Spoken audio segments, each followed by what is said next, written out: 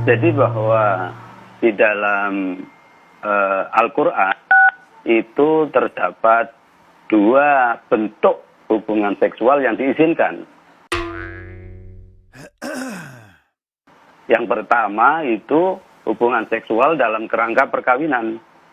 Yang kedua hubungan seksual dalam kerangka milkul yamin.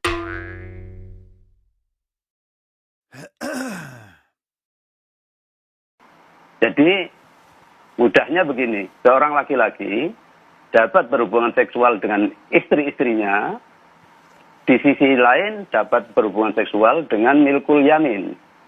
Milkul yamin bukan atas dasar akad perkawinan, tetapi atas dasar akad ihsan atau komitmen untuk berhubungan seksual. Nah, ini ada di dalam surat Al-Mu'minun misalnya ayat 6 itu dikatakan illa ala azwajihim aw ma malakat aymanuhum.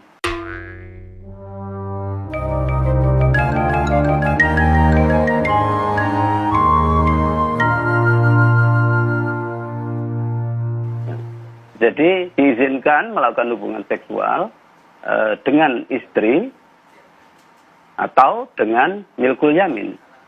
Siapa milkul yamin? Ya adalah partner seksual selain istri, gitu.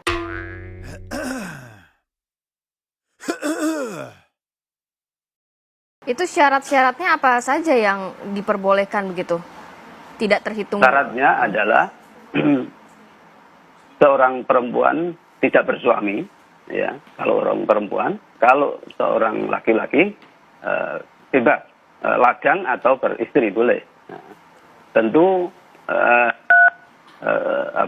sudah dewasa, berakal sehat. Nah, kemudian tidak dilakukan secara zina. Zina di sini yang dimaksud oleh Syahrul adalah hubungan seksual secara terbuka atau eksibisionis. Sementara di tempat tertutup atau eksklusif adalah halal, ya boleh.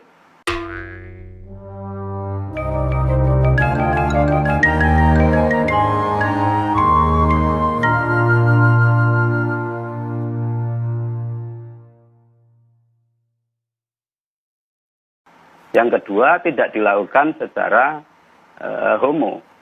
Yang ketiga, tidak dilakukan dengan mantan istri bapak atau ibu tiri. Ya. Yang berikutnya adalah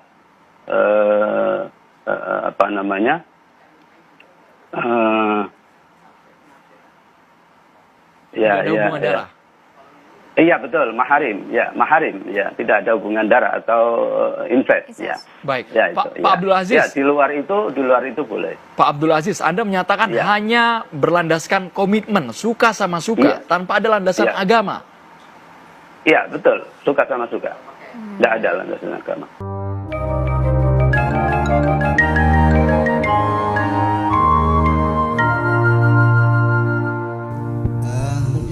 Sebelum saya mengurai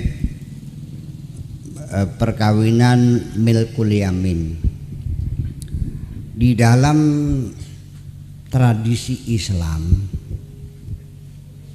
perkawinan itu namanya akdun nikah, betul nggak? Akad nikah. Saya mau urai dulu. Akada itu, akdun itu artinya kontrak, transaksi, MOU, betul nggak? Jual beli, akad. An-nikah itu bahasa Arab, maknanya al-wat'u. Al-wat'u itu adalah dukhulu zakari fil farji, seksual penetrasi namanya. Oke? Kata itu saja saya sudah tidak berkenan secara hati nurani. Masa kita hidup ingin mencari seorang teman sejati seumur hidup, ingin berbagi kebahagiaan dengan kontrak sanggama, betul nggak? Kemudian lagi ini pernikahan kita bongkar semuanya biar tahu semuanya. Sebelum ada undang-undang perkawinan kita di sini, umat Islam 1400 tahun lamanya, betul nggak? Suami diberi kekuasaan mutlak luar biasa, bisa menceraikan istrinya kapan saja tanpa ada pembelaan hukum, betul nggak? Sampai dengan bergurau pun guyonan nggak jadi. Bayangkan gimana nasib perempuan sama-sama ini, betul nggak? Sampai sekarang undang-undang perkawinan mencabut hak suami menceraikan, harus diproses di pengadilan. Masih banyak masyarakat yang masih gimana caranya jadi yang nggak jadi. Ini kan di kita RUU kita bisa tertampak sih nah.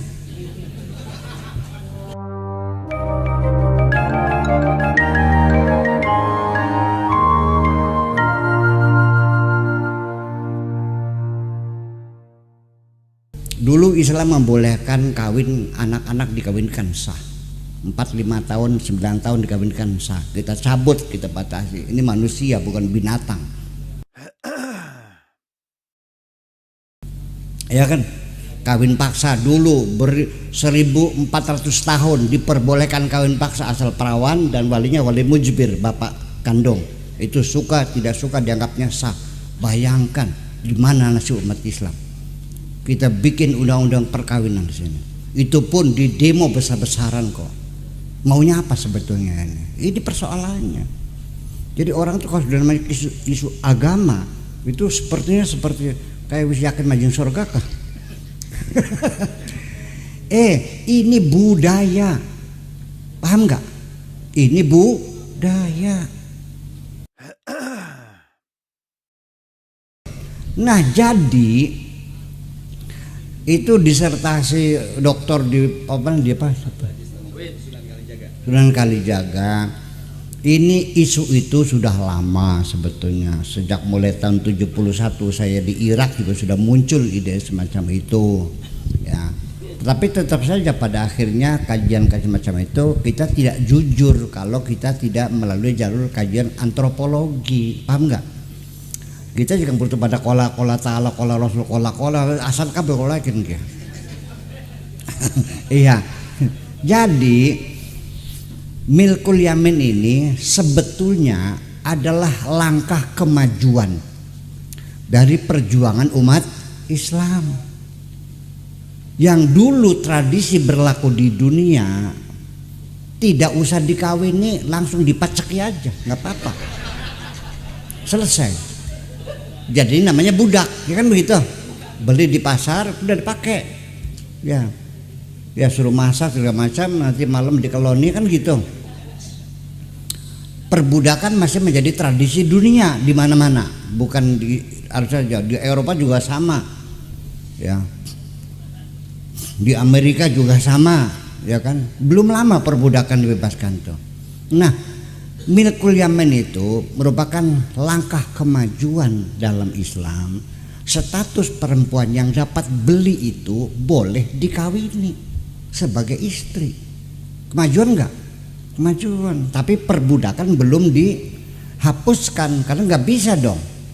Jadi itu jawaban saya bahwa milkul yamin itu dia beli budak, setelah jadi budak dikawininya secara resmi. Dalam Al-Qur'annya wa in khiftum alla ta'dilu fawahidatan wa in khiftum alla ta'dilu lah wa in khiftum alla tuqsitu fil yatama fankihu ma taba lakum minan nisa'i masna wa thulatha wa ruba'a wa in khiftum alla ta'dilu fawahidatan. Kalau kamu kira-kira tidak bisa berbuat adil dengan istri-istri itu, maka sebaiknya satu saja. Kita bangga menghafal Al-Quran tapi tidak memahami Al-Quran. Senang mengulang berbahasa Arab tapi tidak mengerti bahasa Arab. Suka membaca Al-Quran tapi tidak memahami maknanya. Akhirnya apa? Menjadi keledai di Indonesia.